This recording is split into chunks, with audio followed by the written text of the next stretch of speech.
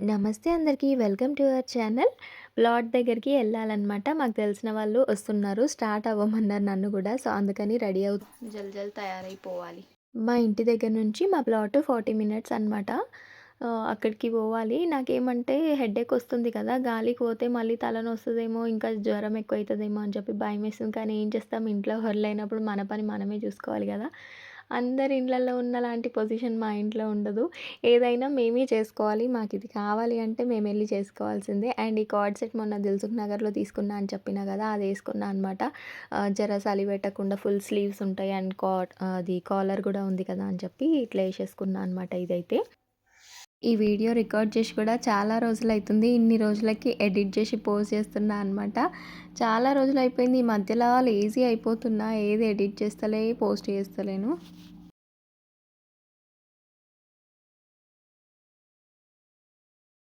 అస్సలు చేత కాలేదు నాకు ఆ రోజు. పోబుద్దే కాలేదు. బట్ వాళ్ళు చాలా దూరం నుంచి వస్తున్నారనమాట ప్లాట్ దగ్గరికి.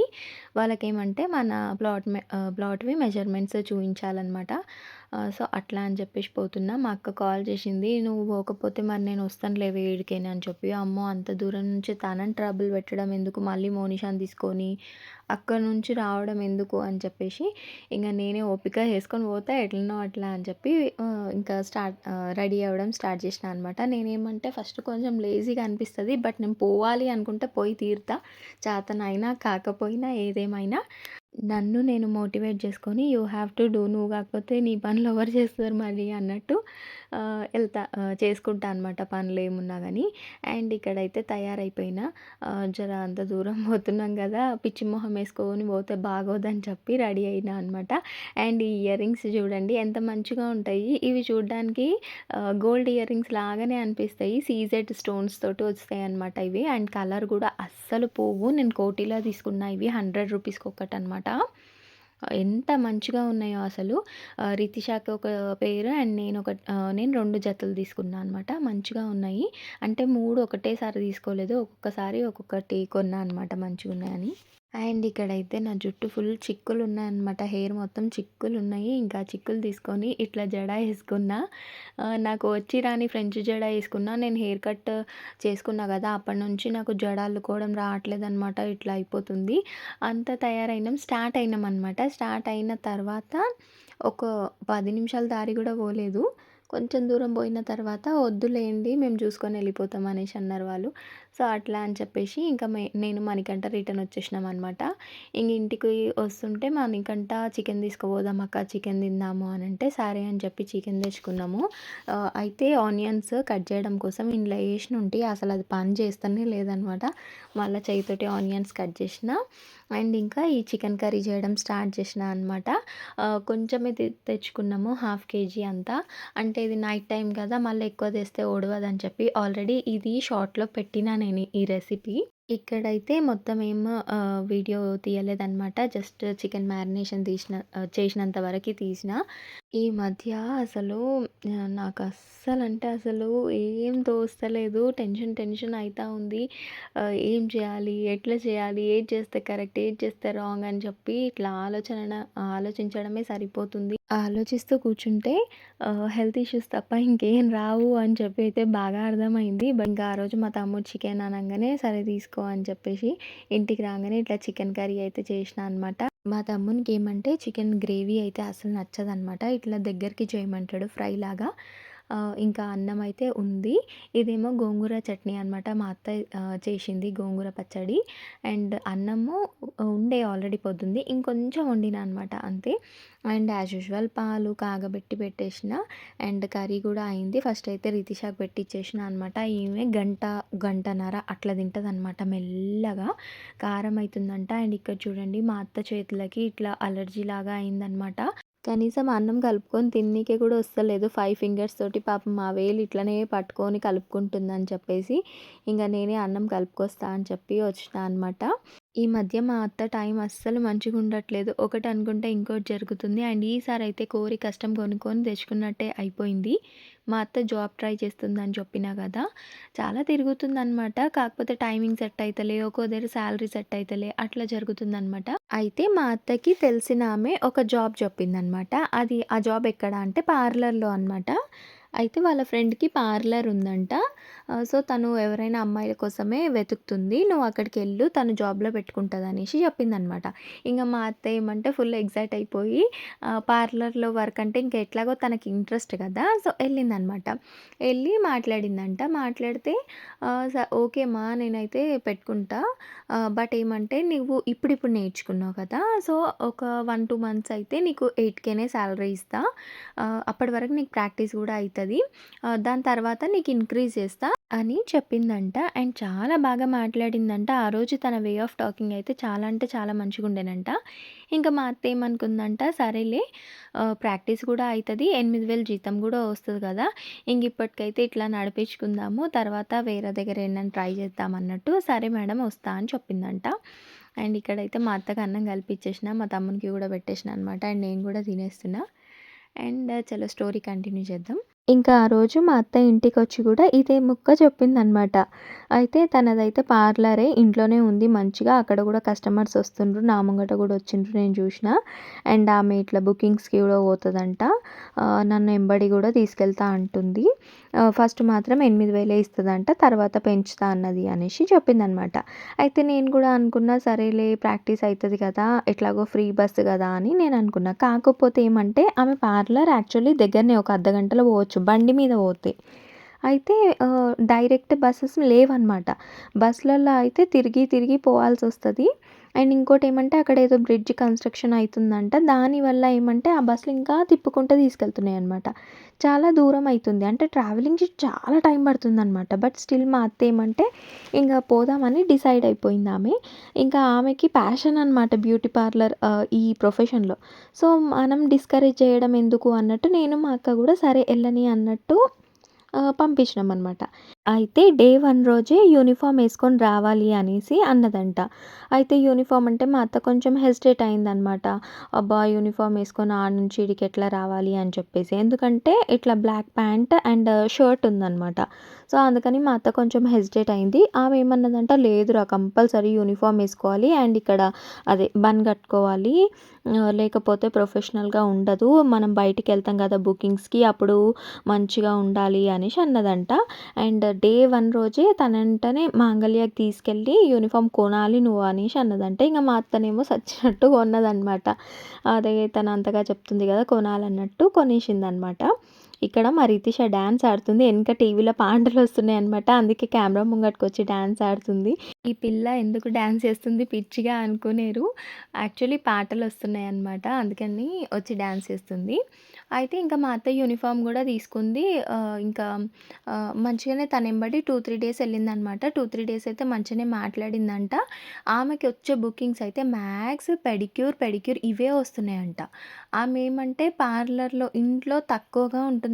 అండ్ బుకింగ్స్‌కే ఎక్కువ తీసుకెళ్తుందంట. తన ఎంబడి బండి మీద తిప్పుడంట రోడ్ల పొంటి. ఇంకేమంటే ఆమె ఎంబడి పోతే ఆమె బ్యాగ్ పట్టుకోవాలి. ఆడికి పోయిన తర్వాత అవన్నీ తీసి బయట పెట్టు అంటుందంట. అంతా అయిపోయిన తర్వాత ఇవి వాష్ చేసేసేయి, అవి వాష్ చేసేయి, టవల్స్ వాష్ చేసేయి ఇట్లా చాలా పని చెప్తుందంట. సరేలే ఈ ప్రొఫెషన్‌లో ఇదంతా కామన్ చేసుకోవాలి. సొంత పార్లర్ ఉన్నా గాని చేసుకుంటాం గదా! అంతా అయిపోయిన తర్వాత. సో, అట్లా అనుకుని మా అత్త చేసిందంట. డైలీ ఇంట్లో నుంచి 8 గంటలకి ఎళ్ళి బస్సులు లేకపోయినా కింద మీద పడి ఆమె పార్లర్ దగ్గర పోయినాక ఆమె బ్యాగ్ మోసుకుంటా బండి ఎనకాల కూర్చొని మళ్ళీ ఆడికి కస్టమర్ ఇంటికి పోవడం ఆడ కూడా వర్క్ మొత్తం ఈమెతోటే చేపిస్తుందంట జస్ట్ ఆమె ఇన్‌స్ట్రక్షన్స్ ఇచ్చుకుంటూ. అయిపోయిన తర్వాత మళ్ళీ పార్లర్‌కి రావడం అట్లా రెస్ట్‌లెస్ అనమాట. Restless work. అయితే ఒకరోజు వాళ్ళ పార్లర్‌కి ఆళ్ళ సిస్టర్ వచ్చిందంట. వచ్చి ఏమంటుందంట, "నువ్వేమైనా 10థ్ అమ్మాయివా? ఇంటర్ అమ్మాయివా? నీకన్నీ చెప్పాలా? వాళ్ళకంటే చెప్తారు. నువ్వు మీ ఇంట్లో చేసుకోవా? అట్లనే ఇక్కడ కూడా పనులు చేయాలి. ఇదంతా ఊడ్చేసేయాలి, తూడ్చేసేయాలి, మాప్ చేసుకోవాలి" అనేసి అంటుందంట. అయితే వాళ్ళ పార్లర్ అండ్ ఇల్లు కంబైన్డ్‌గా ఉంది. కంబైన్డ్‌గా ఉన్నప్పుడు నువ్వు పార్లర్ వర్క్‌కి పెట్టుకున్నావు తనని. పార్లర్ వర్క్ చేయించాలి. అంతే తప్ప నీ ఇంట్లో ఊడవడం, తుడవడం ఏంది? నీ ఇంట్లో ఊడవనీకే, తుడవనీకే ఏమన్నా సర్వెంటా? ఎంప్లాయీని ఎంప్లాయీ లాగా ట్రీట్ చేయాలి. అవునా? అవునా కాదా అండి? తను ఇంట్లో వర్క్స్ చెప్పడం ఏంటి, అస్సలు చాలా అంటే చాలా కోపమొచ్చింది నాకు గూడా ఇట్లా చెప్తుంటే. అయితే మా అత్తకు గూడా ఎట్లనో అనిపిచ్చిందంట. ఆ! సరే అన్నట్టు ఉండి తన దగ్గరైతే చేయట్లే గదా నేను వర్క్ అన్నట్టు, మా అత్త ఆ! మంచిది అన్నట్టు సైలెంట్‌గా ఉందంట. అయితే నెక్స్ట్ డేనే ఎళ్ళగానే ఏమన్నదంట ఈమె, ఇదంతా ఊడ్చేసి, తూడ్చేసేయి అని చెప్తుందంట. అయితే మా అత్త ఒకటే అన్నదంట, లేదు మేడం నేను చెయ్యను అని అన్నదంట. చెయ్యనంటే ఎట్లా? ఇదంతా మనమే ఉంటున్నాం కాబట్టి మనమే చేసుకోవాలి అనేసి అంటుందంట. నువ్వు ఒక మనిషిని జాబ్‌లో పెట్టుకునేటప్పుడు చెప్పాలి. నీ రోల్ ఏంది? నువ్వు ఏమేం చేయాలి అని చెప్పి మొత్తం క్లియర్‌గా చెప్పాలి. ఇష్టమైతే జాయిన్ అయితారు, లేకపోతే లేదు. ఫస్ట్ జాబ్‌లో పెట్టుకొని మంచిగా మాట్లాడి, అసలు పార్లర్‌లో వర్కే చేపియకుండా బయట తిప్పుకుంటా, అండ్ ఇప్పుడేమో ఇంటి పనులు చెయ్యమంటే ఎవరు చేస్తారు? మా ఇంట్లోనే మా అత్తని మేము పనులు చెయ్యనియ్యము. ఆమె ఏదైనా పనులు చేస్తుంటే చెయ్యొద్దు అని అంట నేను. అండ్ మా ఇంట్లో మాప్ చేస్తున్నా గానీ ఊకే తను ఇట్లా ఆ మాప్ స్టిక్‌తోటి మాప్ చేసుకుంటా, దాన్ని ఇట్లా చేతులతోటి స్క్వీజ్ చేస్తుందని చెప్పి నేను మాపింగ్ మిషన్ గూడా ఆర్డర్ చేషినా నేను. మన ఇంట్లో పనులు మనం చేసుకోనీకనే బెజారైపోతాము. మన ఇంట్లో చాలదన్నట్టు వేరోళ్ళ ఇంట్లల్లో పనులు మనం ఎట్లా చేస్తాం చెప్పండి. అండ్ అలాంటి వర్క్స్‌కి వేరే వాళ్ళుంటారు. అది వాళ్ళ ప్రొఫెషన్. వాళ్ళని పెట్టుకొని చేయించుకో, వాళ్ళకి సాలరీ ఇచ్చుకో. కానీ మేము ఏ వర్క్‌కొచ్చినామో అది చేపియకుండా ఇట్లా ఇంట్లో పనులు చెప్పడం ఎంతవరకు కరెక్ట్ చెప్పండి. అయితే మా అత్త డైలీ అట్లా ఒక 15 డేస్ పోయిందనమాట. డైలీ పోవడం, రావడము. అయితే ఈమెకేమంటే వాటర్‌లో చేతులు పెట్టడము, మరి ఆ పెడిక్యూర్ చేసి చేసి ప్రొలాంగ్‌గా ఆ ప్రొడక్ట్స్‌లల్ల చేతులు ఉండడం వల్లనో ఏమో కానీ చేతులకట్లా మొత్తం అలర్జీలాగా వచ్చిందనమాట. అయితే మా అత్త ఒక్క మాట చెప్పలేదు. 15 డేస్ నుంచి పోతుంది, వస్తుంది. కానీ నాకిట్లా పనులు చెప్తుండ్రు, ఇట్లా అయితుందని గూడా చెప్పలేదు. ఇంకో 15 డేస్ పోతే సాలరీ వస్తది కదా అన్నట్టే ఆమె ఆలోచిస్తా ఉందనమాట. కానీ ఒకరోజు తన వల్ల కాలేదు. వచ్చిన తర్వాత ఇంక మెల్లగా చెప్పిందనమాట నాకు. అమ్మ ఫుల్ పనులు చేపిస్తుంది. వాళ్ళ అక్కనేమో ఇట్లా మాట్లాడుతుంది. ఈమెనేమో మాప్ చెయ్య అన్నందుకు మొహం మార్చుకొని ఆ రోజు నుంచి సక్కగా మాట్లాడతలేదు. అన్ని పనులు నాతోటే చేపిస్తుంది. ఆ బ్యాగ్ ఇంత వెయిట్ ఉంది. దాన్ని పట్టుకొని చేతులు నొస్తున్నాయి. అండ్ కంటిన్యూయస్‌గా వాటర్‌లో పెడిక్యూర్స్ ఊరికే అవే వస్తున్నాయంట ఆమెకు ఆర్డర్స్. అందులో చేతులు పెట్టి పెట్టి నాకిట్లా అలర్జీలాగా వస్తుంది, మండుతున్నాయి చేతులంతా అని చెప్పి ఆ రోజు చెప్పిందనమాట. ఇంక తను అట్లా చెప్తుంటే నాకు కళ్ళెంట నీళ్ళొచ్చినాయి. అరే! మా అత్తని మేము ఎంత మంచిగా చూసుకోవాలనుకున్నాం నేను, మా అక్క. పోయిన మామని ఎట్లైనా తీసుకొచ్చి ఇయ్యలేము. అట్‌లీస్ట్ ఈమెని, రితిషానన్నా మంచిగా చూసుకోవాలి. ఈళ్ళకేం కష్టం రాకుండా చూసుకోవాలని అనుకున్నాం గానీ, అమ్మా! ఇట్లాంటి పనులు చెప్తుండ్రా బయట నీకు అని చెప్పేసి నాకు చాలా అంటే బాధ అయింది. నాకు నిజంగా ఆ రోజు ఎంత బాధయిందంటే, ఎంత ఏడుపొచ్చిందంటే, ఇంక నువ్వు వెళ్ళడం అవసరమే లేదు. అసలు మానేసేయి, నువ్వు లేకున్నా పర్వాలేదు పైసలు. నువ్వు మానేసేయి అని చెప్పిన నేను ఒకటే మాట. ఇంక మా అత్త గూడా ఎళ్ళడం మానేసిందనమాట. ఒక 2 డేస్ అయిన తర్వాత ఇంక తనే ఫోన్ చేసింది. "ఏమైంది వస్తలేవా?" అంటే రావట్లేదు అని చెప్పింది. దాని తర్వాత ఇంగ మా అత్త ఏం చేసిందంటే ఫోన్ చేసి, "సరే మేడం నేనైతే రానింకా. ఇప్పట్లో నేను వచ్చేతట్టు లేను. నా చేతులకు బాగా అలర్జీలాగా అయిపోయింది. నేను 15 డేస్ అయితే చేసినా కదా! నాకు ఎంతో కొంత ఇచ్చేయండి మేడం" అనేసి అడిగిందనమాట. నేనెందుకు ఇస్తా? నేనెప్పుడు ఇస్తా అన్నా నీకు? ఈ 2 మంత్స్ నీకు ట్రైనింగ్ పీరియడ్ అనేసి అన్నా. నేనేం సాలరీ ఇస్తా అనలే నీకు అనేసి చెప్తుంది. అసలెంత అన్‌ఫేర్ చూడండి. తను ఇస్తా అన్నది కాబట్టే ఈమె జాబ్‌లో ఎళ్లి జాయిన్ అయిందనమాట. నువ్వు ఏమి ఇయ్యంది నీ పార్లర్ పనితో పాటు ఇంట్లో పనులు గూడా చేయించుకోవాలని చూషినావా? అసలు నువ్వు ఇస్తా అన్నందుకే కదా నీ దగ్గరికి జాబ్‌కొచ్చింది.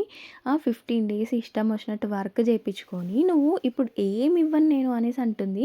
అంటే ఒక మనిషి పొద్దున అనగా వచ్చి 8కి అట్లా వచ్చి సాయంత్రం వరకు ఆల్మోస్ట్ 8:30, 9 అయ్యేది మా అత్త వచ్చేవరకి. స్ట్రగుల్ పడుకుంటా నీ దగ్గరకొచ్చినందుకు తను ఇట్లా మాట్లాడడం ఎంతవరకు కరెక్ట్ చెప్పండి. నేను ఇస్తా అనలేదు. నేను ఇవ్వను. అది కూడా 2 మంత్స్ అయిపోయిన తర్వాత నీ వర్క్ చూసి అప్పుడు 8,000 ఇద్దామనుకున్నా అని చెప్తుందనమాట.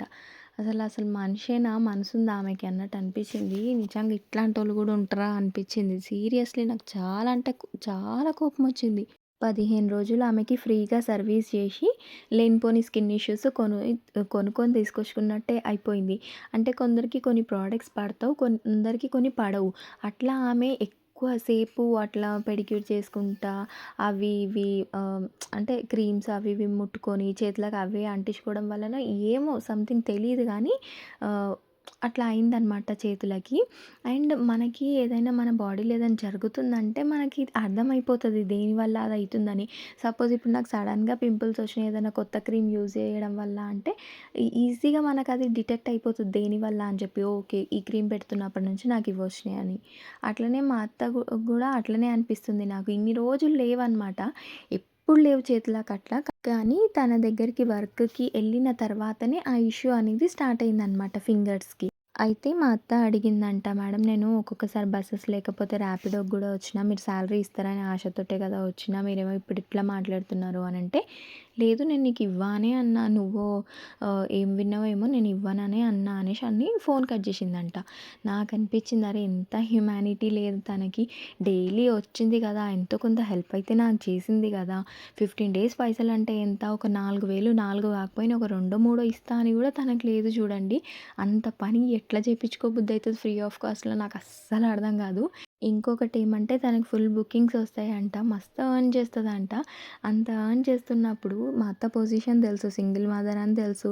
జాబ్ కోసం ఇంత కష్టపడుతుందని తెలుసు. 15 రోజుల పైసలు ఒక 4 కాకపోయినా 3000 ఇస్తే ఏమైతది చెప్పండి? నిజంగా ఇంత మనసు లేనోళ్ళు ఉంటారా అనిపిచ్చింది. చాలా అంటే చాలా బాధేసింది. అనవసరంగా ఇంకా యూనిఫార్మ్ కొనిపిచ్చింది. లేదు మేడం రేపటెల్లుండి తీసుకుంటా అన్నా గానీ, లేదు లేదు తీసుకోవాలని చెప్పి అనవసరంగా డబ్బులు వేస్ట్ చేపిచ్చింది. అదొకటి దండగా అయిపోయింది. నిజంగా చాలా అంటే చాలా బాధేసింది. ఏదున్నా ముందే చెప్పాలి. నీ రోల్ ఇది. నువ్వు ఇది చెయ్యాలి అని చెప్పి చెప్పి పెట్టుకోవాలి జాబ్‌లో గానీ, ఫస్ట్ ఏమో స్వీట్‌గా మాట్లాడి, తర్వాత ఇట్లా మాట్లాడడం అయితే కరెక్ట్ కాదు. కరెక్ట్ కానే కాదు. ఎవరిని ఇట్లా మోసం చెయ్యొద్దు. ఇప్పుడు ఈరోజు మనం మోసం చేస్తాము. నడిచిపోయింది అని అనుకుంటాం గానీ, దేవుడు మీద నుంచి అన్నీ చూస్తా ఉంటాడు. ఒకరికి ఒక అన్యాయం చేస్తే అంతకి పెద్ద దెబ్బనే తగులుతది. ఎప్పుడు గాని అట్లా ఎవ్వరితోటి ఆడుకోవద్దు. అంతా మంచిగుంటే ఏదో ఒక బిజినెస్ పెట్టిద్దాము మా అత్త చేత అనుకున్నాం గానీ, చేతిలో డబ్బులు ఉండట్లేవనమాట. డబ్బులుంటే ఏదైనా పార్లర్ పెట్టియొచ్చు. బట్ మా ఏరియాలో మాత్రం పార్లర్ అస్సలు నడవదు. ఇది మాత్రం నాకు తెలుసు. ఏదైనా వేరే ఏరియాలనే చూడాలి. లేకపోతే ఇంకేదన్నా వర్క్ అన్నా ఆమెకి చూడాలి అని ఆలోచిస్తున్నా. చాలామంది క్లోతింగ్ బిజినెస్ అని చెప్పిండ్రు కానీ, అందులో గూడా ఇన్వెస్ట్‌మెంట్‌కి డబ్బులు లేక ఆగుతున్నామనమాట. లేకపోతే ఏదో ఒకటి ఈ పాటికి స్టార్ట్ చేస్తుండే. ఇదనమాట ఈరోజు వ్లాగ్. నచ్చితే లైక్ చేయండి. మన ఛానల్‌ని సబ్స్క్రైబ్ చేసుకొని సపోర్ట్ చేయండి ఫ్రెండ్స్. ఇది నా night routine. Thank you so much for watching till the end.